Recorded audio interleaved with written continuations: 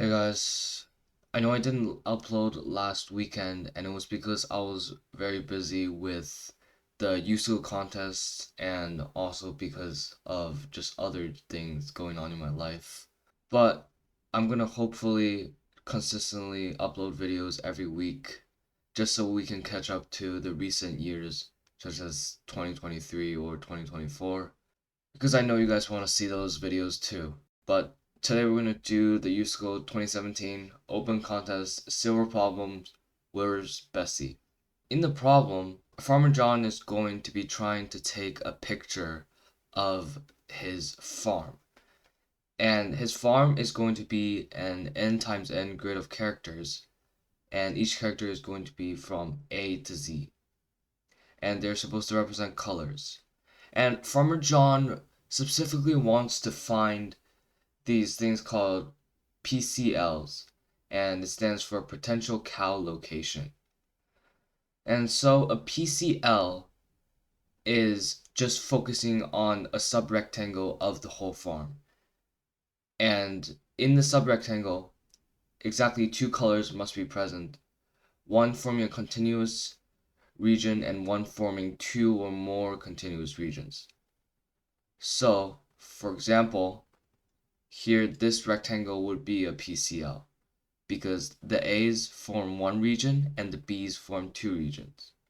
In addition, a smaller PCL cannot be contained in a bigger PCL. So if a smaller subrectangle of a PCL is also a PCL, that PCL is not going to count. And our job is just going to be finding the amount of PCLs in the whole farm. Without further ado, let's jump into the sample input. So in the sample input, we see that we have a 4x4 grid, and the colors that are present in this grid are A, B, and C. Now, what is one possible PCL for this grid? Well, we have this one over here. And this one is a PCL because only two colors are present, A and B, in the subrectangle. And the B's form a continuous region right over here. And the A's actually form two regions, one over here and one over here. So this would be a PCL. Let's try to find another PCL. We can find that this rectangle is also a PCL because the B's form one continuous region and the C's form two different continuous regions. So this would be another PCL. Okay, so for the answer for the sample input is going to be 2. Now, how do we actually go about solving this problem? Well, one important fact that you should notice when you're first reading the problem is that n is smaller than or equal to 20. And 20 is very, very small. It is usually n is smaller than or equal to 10.5 or something like 10.4 or something. But right now in this problem, we have 20. So that means we can actually do a solution with a big complexity. And so this problem, it might require a solution with a big complexity.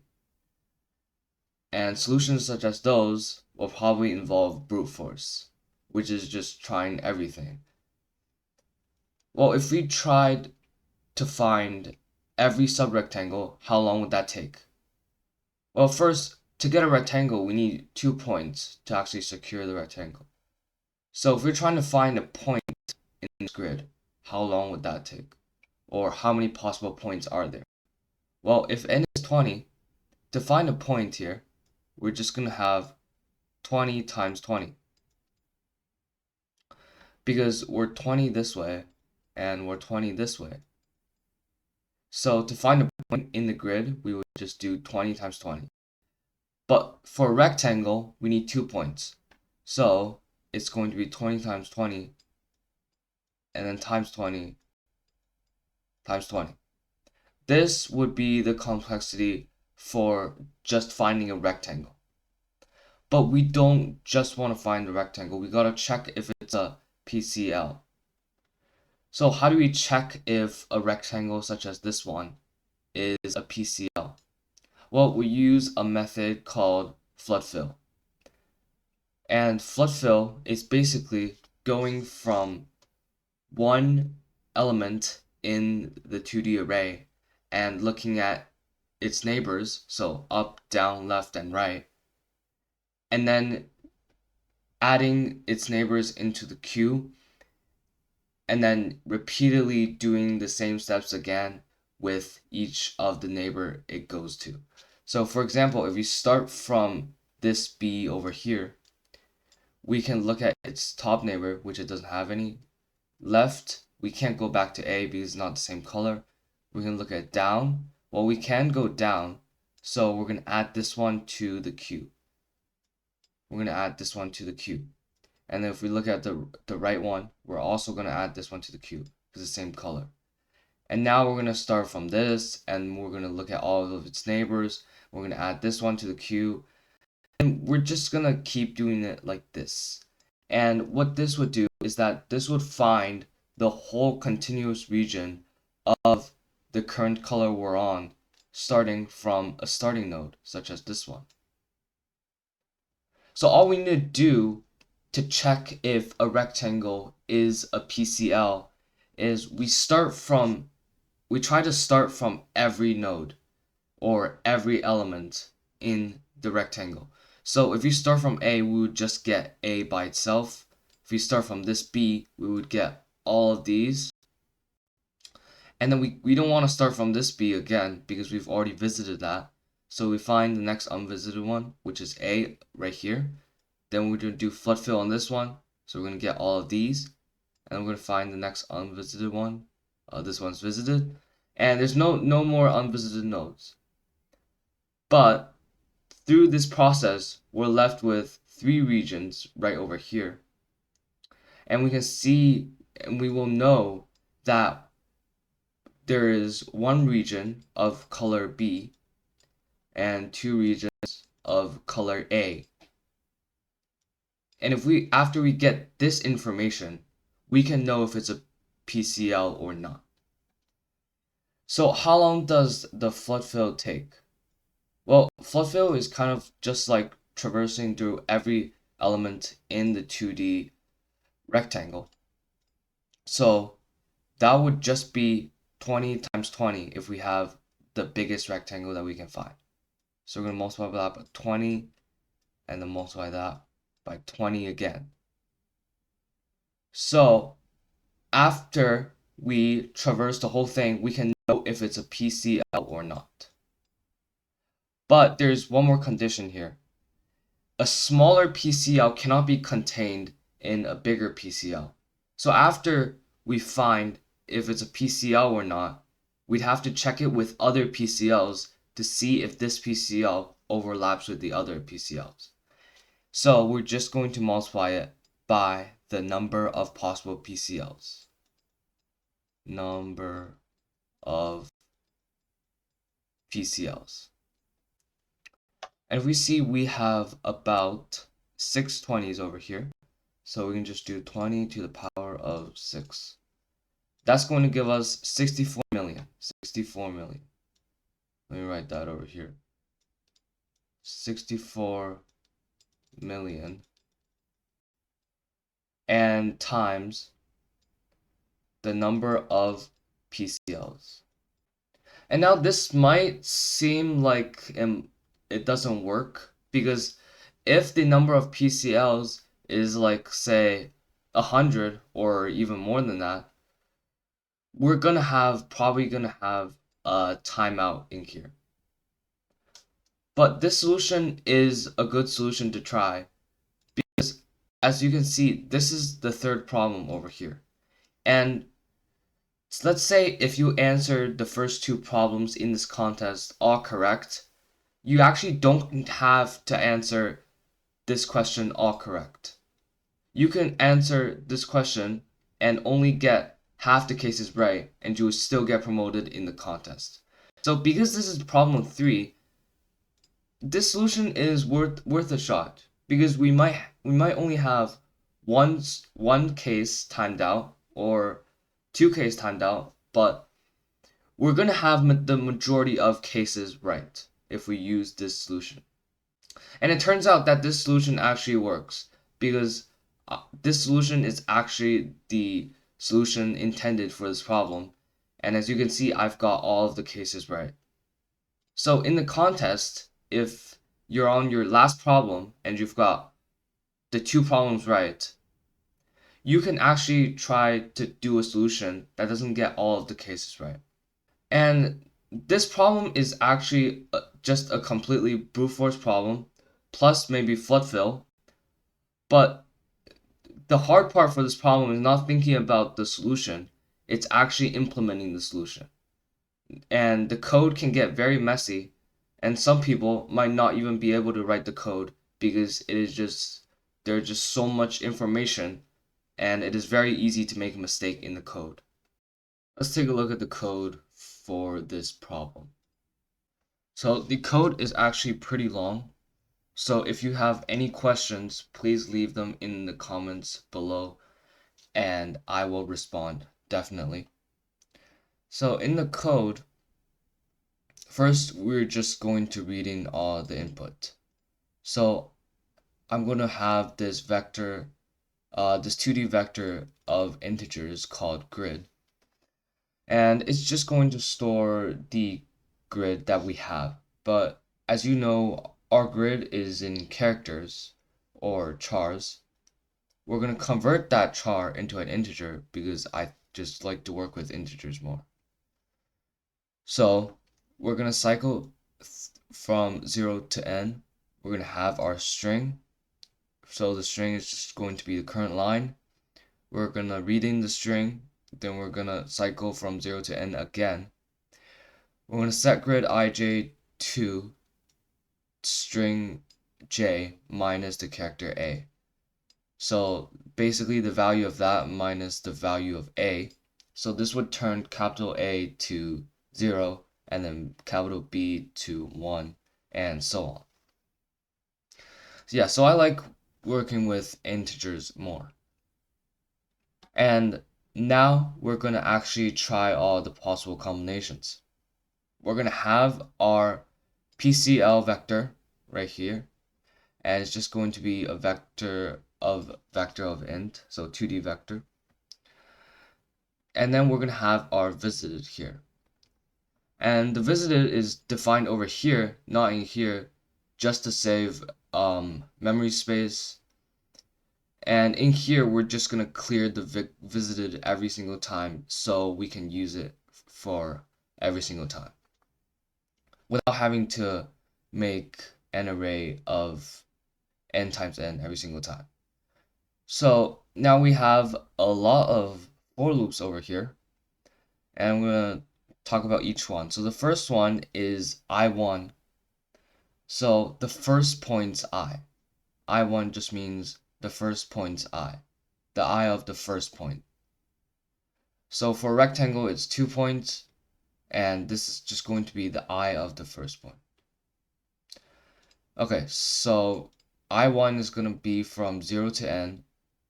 J1 is going to be from 0 to n again, because the first point can be anywhere. This basically tries every possible combination of where the first point can be.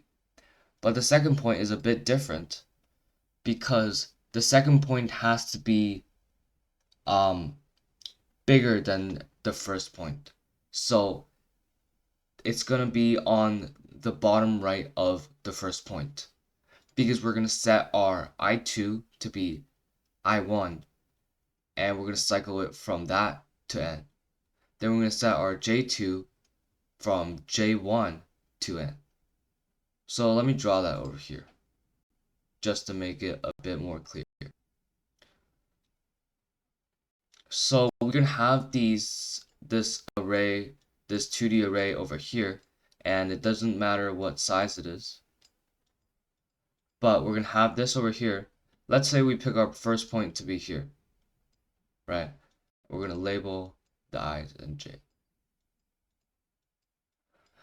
So the first point is lying at 1 over here.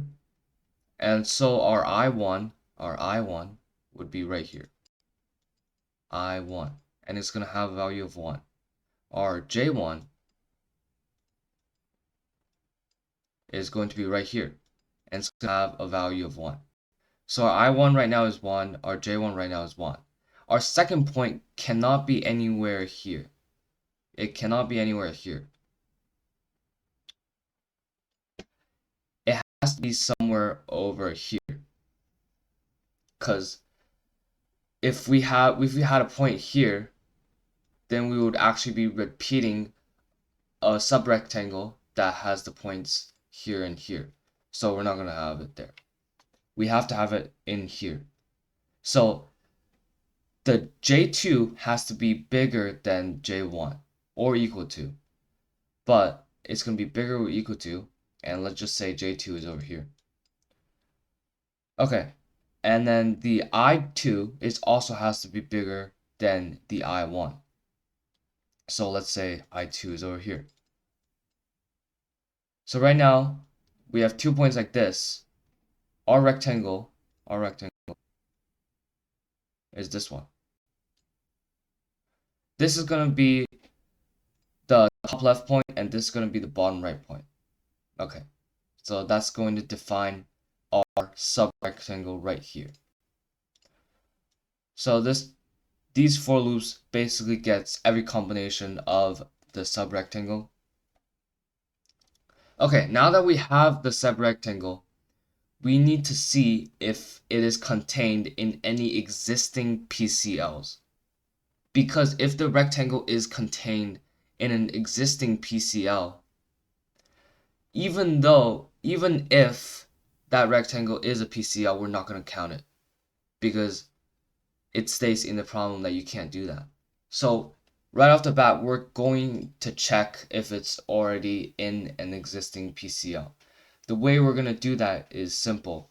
We are just going to cycle through every PCL in our PCL array or vector right here. So we're going to check if I1 is bigger than or equal to P0. So P0 just means the I1 for the current PCL, because we're going to be storing it in the format of I1, J1, I2, J2, similar over here to how we cycle. So this is going to be 4 numbers, 2 points, defines one rectangle here. And we're just going to see if our I1 is bigger than or equal to the PCL's I1. And if it is bigger, that means that the I1 for the PCL is on top of the current rectangle. So in here, if we had a PCL of everything here, if this was already a PCL, the top left point would be this, bottom right point would be this, and the I1 and J1 for this big PCL is all going to be 0 because top left point is at 0, 0. And we can see that 1, 1 is bigger than 0, 0. So if we see that the I1 is bigger than the I1 for the PCL, that is one step to finding if our current subrectangle is in the bigger PCL. And we're going to say if J1 is bigger than P1. So if the J1 is also bigger, so J1's right here, our PCL's J1 is 0. Our normal J1 is 1. So that's bigger. Okay. Then we're going to see if I2 is smaller than their I2. Whoops. So our I2 is over here, and their I2 is going to be right over here. It's going to be 3. And it is smaller. Then lastly, we're going to check if the J2 is smaller than the P3. So P3 is just going to be their J2. and if it's smaller, if it's smaller or equal, it's going to be inside this whole PCL over here. And so that means it is contained in a PCL. In an existing PCL, we're gonna put the flag to true. So we're gonna set a flag to false first. Then we're gonna put the flag to true, and we're gonna break. Right here, we're gonna catch the flag. If there is a flag, or if flag equals true, we're gonna continue. So that means not doing anything here. Just gonna try the next combination. Okay, now that it has passed the first step, that means it's not contained in any PCL. So we're going to check if this is a PCL itself. So we're going to have the color variables here. So C1 just means color 1, C2 is color 2, C1 num is just how many regions of color 1 there is, and then C2 num is how many regions of color 2 there is. And we see we first put it as -1 because we don't know the color. Now, we're going to cycle for I from I1 to I2, and we're going to cycle J from J1 to J2. Now this is just going to cycle all of this over here. It's just going to cycle like this. And basically it's going to cycle every element in our subrectangle. In this double for loop, we're going to check if the current element is visited. Okay. If it is visited, we're not going to start a flood fill from this element over here because it's already flood filled. If it's not visited, we're going to check the color first. We're going to check the color of just this one element. Color of just this one element. So we're going to check if adding this color is valid. So we're going to first check if we don't have a color for C1, we're going to set the C1 to this color. We're going to add the C1 num, which is how many regions of color C1 there is. And then we're going to say if the C2 is, if we don't know the C2 yet, we're going to set the C2 to the color, and then we're going to add one to the C2 num. Okay. So that is if we don't have two colors yet. If we do have two colors, we're going to check if this current color is C1. This current color is the C1 we found. Then we're going to add one to the C1 num.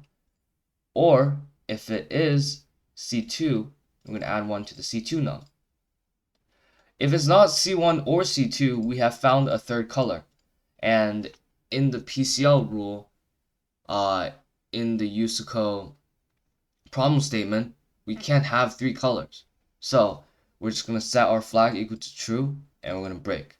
And notice how when we break out of this current loop, we're going to go into this loop, and it's actually not going to break the whole thing. So in the other loop, we have to also check if the flag is true, and then we're going to break that one. Okay, so now we're going to check again if C1 num is bigger than C2. C1 num is bigger than 2, and C2 num is bigger than 2. If they are both bigger than 2, that means there's no single region, and we have to have a single region for a PCL. So this is not going to work. So we're going to do the same thing, flag is true, and we're going to break. Now after checking the color, we're going to actually do the flood fill. So we're going to keep two Q's over here, Qi and Qj, both storing i's and j's.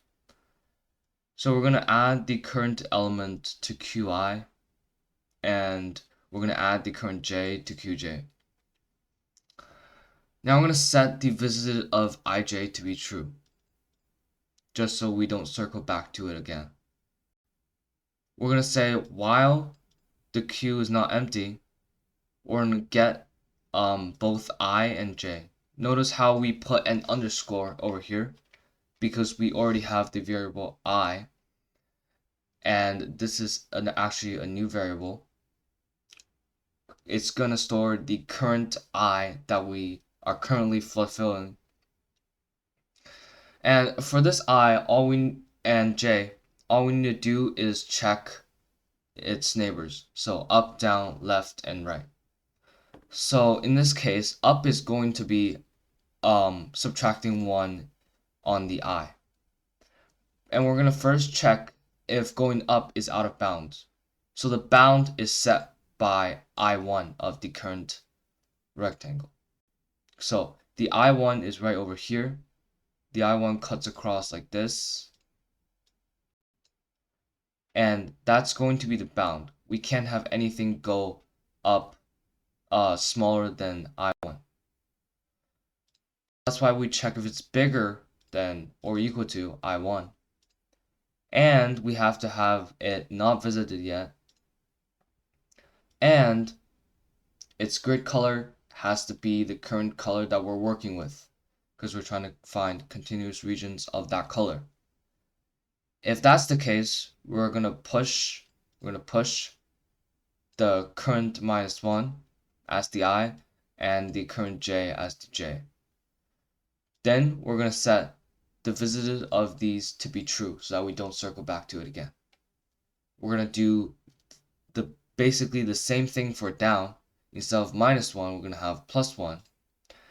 And when you add 1 to the I, it has to be smaller than I2 because we have I2 over here. So that's another bound. It cannot be greater than I2. The next element we're flood filling cannot be greater than I2. So we have to check if it's smaller than I2. Same thing if it's visited, and then also if it has the same color. If it is, we're just going to push it into the queue and say it's visited. Do the same thing for left and right. Not going to go over it now because we already went over 2.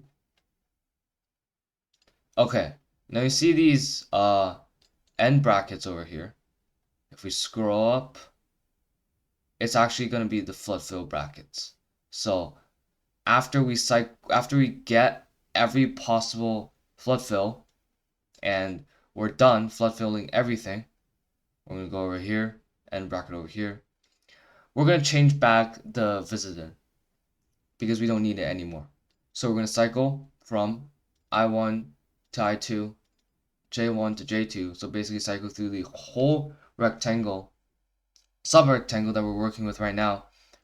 And we're going to set the visited of IJ to be false. So the next one can use it. Okay, and now we're going to actually check the colors. So if there is a flag, just remember the flag is if we found a third color or if there's no single region over here. If there is a flag or we don't have anything for C1 or we don't have a color for C2 or both of them is 1. Both C1 and C2, we only have 1 color.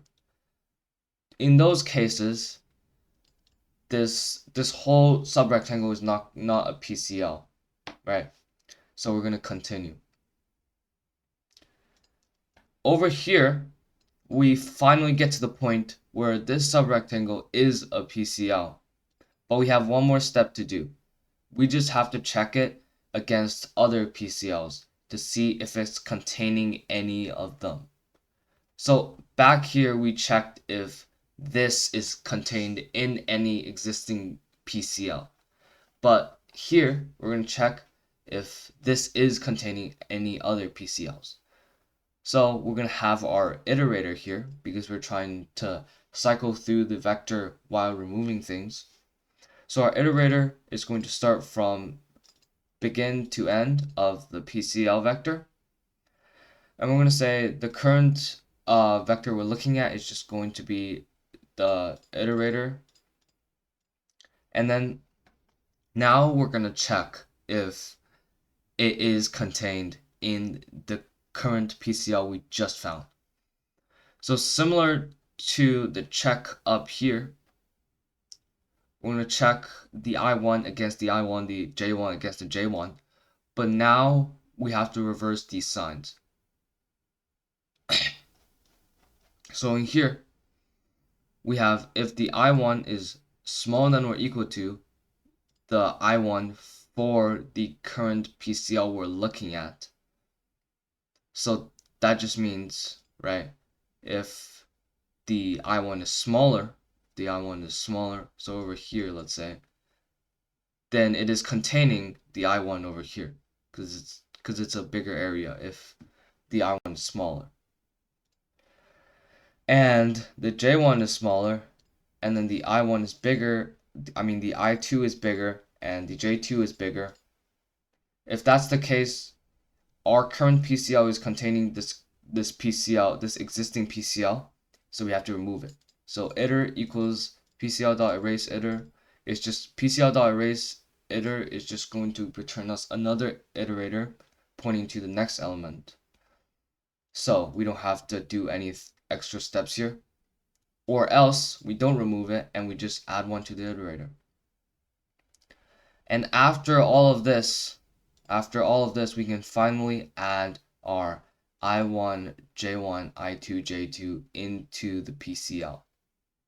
Then we have a bunch of end brackets here because that was cycling all of the possible combination of the subrectangle. We don't have to do anything here. All we have to do at the end is print the PCL size, and that should be the end of a program. So solving a USACO problem usually has two parts. The first part is thinking about the problem and coming up with a solution. The second part is actually coding the solution up.